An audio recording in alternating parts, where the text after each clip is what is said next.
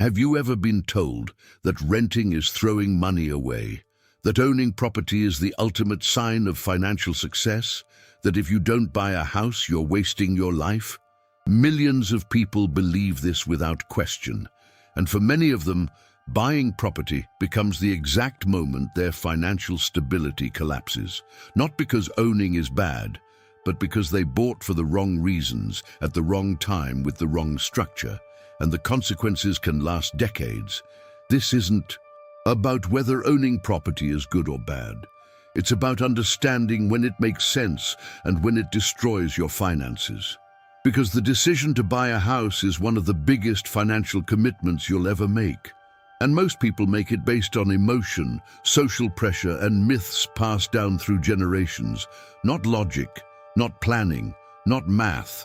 Let's start with the most dangerous belief: that rent is wasted money. People repeat this phrase as if it were a universal truth, but it's not. Rent is the price you pay for housing flexibility, liquidity, and freedom from maintenance costs, property taxes, and market risk. It's not waste, it's a choice. And sometimes it's the smartest choice you can make, especially if buying would drain your emergency fund, lock you into debt you can't handle, or force you to sacrifice other financial priorities like investing, education, or career mobility. Buying property ties up enormous amounts of capital. The down payment alone can consume years of savings.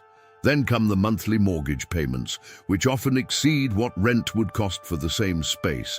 Add property taxes, insurance, maintenance, repairs, and the opportunity cost of not investing that money elsewhere. Suddenly, owning isn't as cheap as it seemed.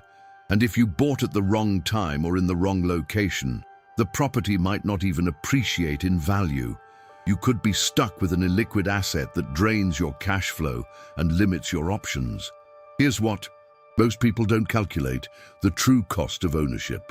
They compare the monthly rent to the monthly mortgage payment and think, if I'm paying this much in rent, I might as well own. But that comparison is incomplete.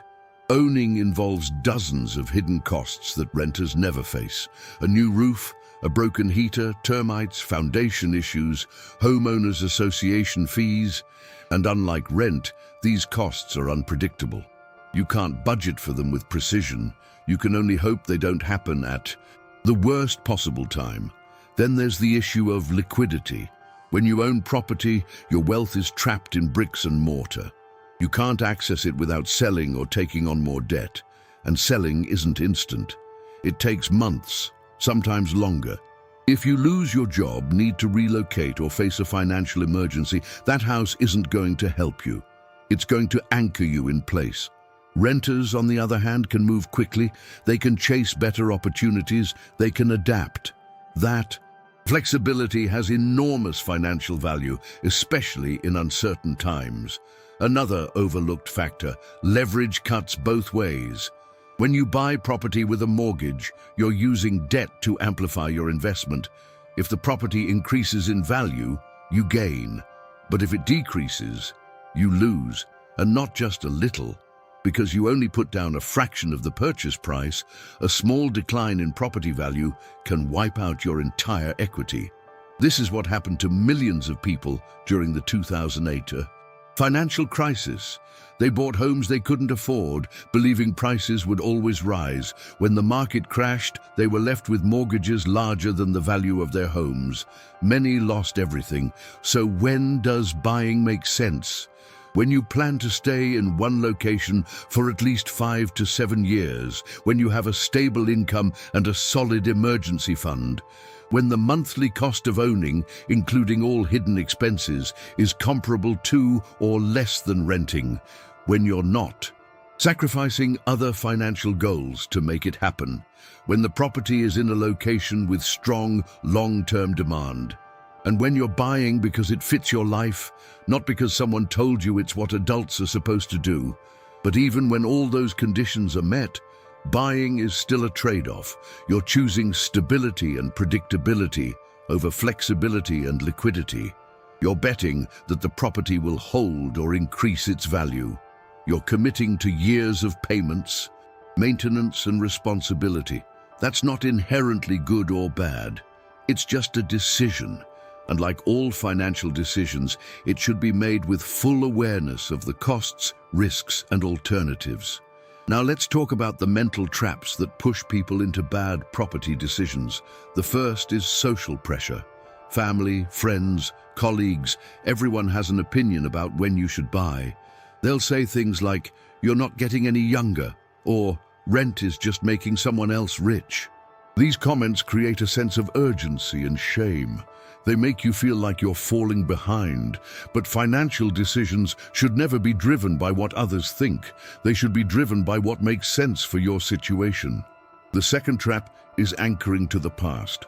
Your parents bought a house at 25 and paid it off in 15 years. But the economic conditions were completely different. Wages were higher relative to housing costs. Interest rates were different. Job security was stronger. Comparing your situation to theirs is pointless. The world has changed, the rules have changed, and pretending otherwise leads to bad decisions. The third trap is the fear of missing out. When property prices are rising, people panic. They think, "If I don't buy now, I'll never be able to afford it." So they stretch their budget, take on excessive debt, and buy at the peak of the market. Then prices stagnate or fall, and they're stuck. This is classic FOMO, and it's one of the most expensive emotional mistakes you can make. Markets move in cycles. There will always be another opportunity. Patience and discipline beat panic every time. The fourth trap is confusing a home with an investment. A home is where you live. An investment is something you buy to generate returns. The two are not the same. Yes, property can appreciate, but it's not guaranteed. And even if it does, that appreciation is only useful if you sell. Until then, it's just a number on paper. Meanwhile, you're paying real money every month to maintain it. If you want to invest in real estate, buy property you don't live in, rent it out, generate cash flow. That's an investment. Your primary residence is a lifestyle choice, not a wealth-building strategy. Let's also address the myth that paying rent is paying someone else's mortgage. Technically, yes. But so what? When you pay for food, you're funding the grocery store owner. When you pay for a car, you're funding the manufacturer. That's how commerce works. Rent is a service. You're paying for housing without the burden of ownership. And if that allows you to save more, invest more, and maintain financial flexibility, it's a perfectly rational choice. The idea that rent is inherently wasteful is just a mental frame designed to sell you on ownership. It's not based on logic. Here's the reality. Buying property is not a shortcut to wealth. It's a long-term commitment with significant costs, risks, and trade-offs. For some people, at times, in some places, it makes sense. For others, it's a financial disaster. The key is knowing the difference, and the only way to know is to run the numbers, consider your goals, and ignore the noise from people who have no idea what your financial situation actually looks like. So what should you do? First, calculate the true cost of ownership in your area. Include the down payment, monthly mortgage, property taxes, insurance, maintenance, opportunity cost, and transaction costs when you eventually sell. Compare that to the cost of renting. Be honest with yourself. If owning costs significantly more and you don't have a strong reason to stay in one place for many years, renting is probably the better choice. Second, make sure you have a solid financial foundation before you even consider buying. That means no high-interest debt, a fully funded emergency fund, and a clear understanding of your long-term goals. Buying property should never come at the expense of financial security. If it does, you're not ready. Third, resist the pressure to buy just because others expect it. Your timeline is your own. Your priorities are your own. If renting allows you to live the life you want, save more, and maintain flexibility, own that decision. Don't apologize for it, don't justify it, just live it. Fourth, if you do decide to buy, Buy conservatively. Don't stretch your budget to get the biggest house or the best neighborhood. Buy something you can comfortably afford, even if your income drops. Leave room for life to happen, because it will. And finally, remember that property is just one piece of a financial strategy.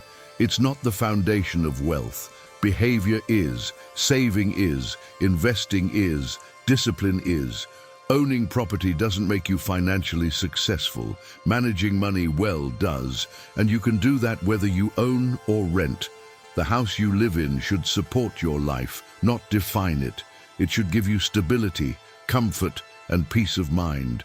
But it shouldn't trap you, drain you, or force you into financial compromises you'll regret. If buying accomplishes that, great. If renting does, great. There's no universal right answer. There's only what works for you, based on your situation, your goals, and your values. So before you sign that mortgage, ask yourself, am I buying because it makes financial sense, or because I think I'm supposed to? Am I ready for the responsibility, the costs, and the limitations? Or am I chasing a dream that someone else sold me? Because the difference between those two mindsets can determine whether property becomes your foundation or your burden. Ownership isn't the goal. Financial freedom is. And sometimes the path to freedom means staying light, staying flexible, and letting go of the idea that you need to own something to prove you've made it. You don't. You just need to make decisions that align with your reality, not someone else's expectations. At Mind of Value, we don't sell shortcuts. We share what really matters. The myth of property ownership is powerful because it's deeply emotional. It's tied to identity, status, and the idea of permanence in an uncertain world. But emotions don't pay mortgages. Logic does. And the logic is clear. Buying property is a tool, not a requirement. Use it when it makes sense. Avoid it when it doesn't. And never ever let anyone convince you that your financial worth is determined by whether you own 4 walls and a roof. Because in the end, wealth isn't about what you own. It's about what you control.